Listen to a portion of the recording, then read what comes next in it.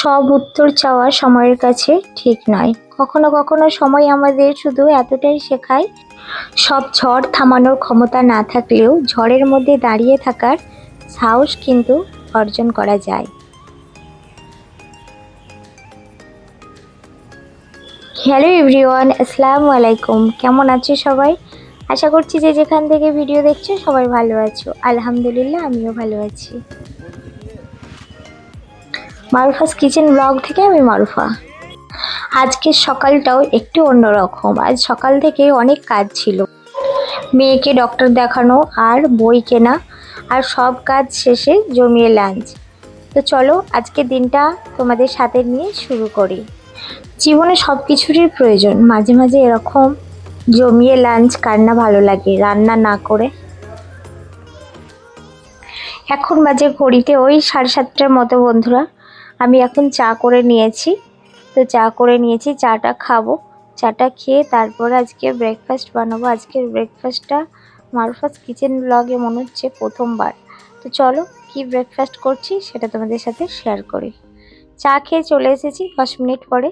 তো এখন দেখো আমি এখানে হচ্ছে যেই চালের আমরা মানে পায়েস বানাই, গোবিন্দভোগ চাল। তো ওই চালটা আমি এখানে 1 কাপের মতো নিয়ে নিলাম। আর এই মেজারমেন্ট কাপটা হচ্ছে 250 গ্রাম। তো আমি এখানে 250 গ্রাম চাল নিয়ে নিলাম। আর এখানে ওই 1-150 মতো ডাল নিয়ে নিলাম। এটা হচ্ছে মুগ ডাল। তো নিয়ে ওইটা আমি ফ্যানে ভাতে করেছি। খেতে কিন্তু দুর্দান্ত লাগে, সাথে এরকম আলু মাখা আর শুকনো লঙ্কা তেলে ভাজা। যেহেতু আজকে যাচ্ছি আমরা কলকাতায় ডক্টরের কাছে, তো সেই জন্য মেয়ের দাঁতের জন্য ডক্টর দেখাবো, প্লাস আমারও আছে ডক্টর দেখানো।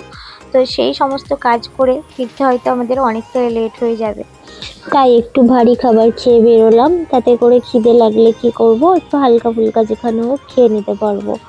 আর আজকে লাঞ্চটা হয়তো বাইরেই আমাদের হবে, কারণ আমরা রান্নাবান্না সেরকম কিছু আমি করিনি। তো চলো ব্লগটা দেখতে থাকো, আশা করছি তোমরাও জানতে পারবে। তো যাই হোক, তো এখন আমরা হাওড়া ব্রিজ ক্রস করলাম, বড় বাজারে চলে এসেছি। আর জানি না এই 1-1.5 মাস হয়ে গেল বড় বাজার কেন এরকম ফাঁকা ফাঁকা লাগছে, মানে বোঝা যায় না, একটা লোকজন নেই। দেখো ওদিকে কদিন গরম পড়েছিল, ভাবতাম হয়তো গরমের জন্য বেরোচ্ছে না, কিন্তু মানে এমনি এখন আজকে তো আর খুব একটা গরম নেই। আর এটা ছিল বুধবারের ভিডিও বন্ধুরা। বুধবার মানে তো বড় বাজার একটু জমজমাট থাকে, কিন্তু কোথাও কোনো লোকজন নেই। তো যাই হোক চলো, আমরা চলে এসেছি আমাদের সেই ঠিকানায় যেখানে আমরা ডক্টর দেখাই। প্রথমে আমার ডক্টর দেখিয়ে নিয়ে তারপরে সিন্দাকে নিয়ে আমরা ফুলবাগানে যাব, ওখানে ওর ডেন্টিস্ট দেখাবো। তো চলো, তারপর দেখো ডক্টর দেখিয়ে তারপর আমরা ফিরছি। তো আমরা এখন আছি ফুলবাগানের দিকে যাচ্ছি, ফুলবাগান থেকে হয়ে আমরা আবার যাব মানে এতে বইয়ের দোকানে একটু যাব, বড় বাজারে। তো চলো সবটাই তোমাদের সাথে শেয়ার করব, তোমরা ব্লগটা দেখতে থাকো।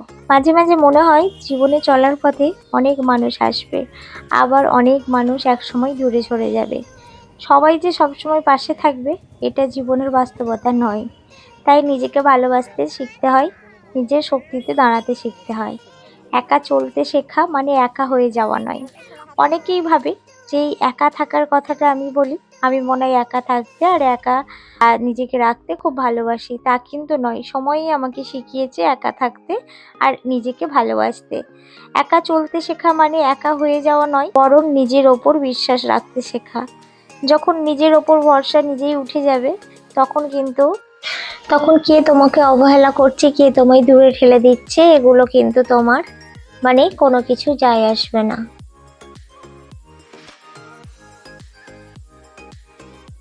অন্যের অবহেলা বা দূরে চলে যাওয়া মানে তোমাকে ভেঙে দিতে পারবে না। জীবনের সবচেয়ে বড় শক্তি হলো নিজের সাহস আর আত্মবিশ্বাস। আর এই আত্মবিশ্বাস যখন আমাদের মন থেকে মানে চলে যায় না, তখন আমরা নিজেরা কিন্তু মেরুদণ্ডহীন হয়ে যাই। তাই আত্মবিশ্বাস থাকাটা অনেক জরুরি, সেটা বিশেষ করে নিজের ওপরে। দিন শেষে সব থেকে বড় ভরসা কিন্তু তুমি নিজেই। তাই আমি সবসময় আল্লাহর উপরে ভরসা রাখি, নিজে ভালো থাকি। আর আমি দোয়া করি সবাই ভালো থাকো সবসময়। নিজেদের হাসিটা কখনোই হারাবে না, নিজেদের কাছের মানুষগুলোকেও ভালো রাখো। এখন চলে এসেছি রেল মিউজিয়ামের কাছে। এই জায়গাটা হাওড়ার মধ্যে আমার বড্ড বেশি ভালো লাগে।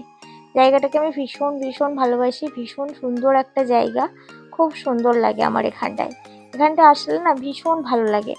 তো চলো ওই সামনেই একটা আজকে মানে যেটা ঘটেছে আর কি, অলরেডি আমি যখন ভিডিওটা পোস্ট করছি মানে আপলোডে বসাবো, আজকে ভয়েস দিচ্ছি আপলোডে বসাবো, তো এতদিন সেটা ভাইরাল হয়েই গেছে, সবাই কম বেশি জানো। একটি ছেলে ওই 24 ঘন্টা না 72 ঘন্টা জলের মধ্যে বরফের মধ্যে আর কি ডুবেছিল। ওই জায়গা জিনিসটা যে ভাইরাল হয়েছে ওটা এই দিনকেই হয়েছিল আর এই জায়গাটাতেই হয়েছিল, সেটা তোমাদের দেখাই। 24 ঘন্টা না 72 ঘন্টা জলে ডুবেছিল, বরফ জলে, সেটাই এইখানটাতেই। এটা হচ্ছে রামকৃষ্ণ ঘাট। তো এইখানটাতেই মানে এই যে সব দেখতে পাচ্ছ সবে ওরা এগুলো রেডি করছিল ওই দিনকেই আর কি আমার এই ভিডিওটা। তো ওই দিনকে ওরা এটা রেডি করছিল আর আমরা তখন কিছু বুঝতে পারছিলাম না, তারপরে জানলাম যে এখানে এরকম কিছু একটা হতে চলেছে। তো যাই হোক, আমরা দাঁড়িয়ে দেখিনি, কারণ আমরাও ভীষণ টায়ার্ড ছিলাম, ভীষণ খিদে লাগছিল।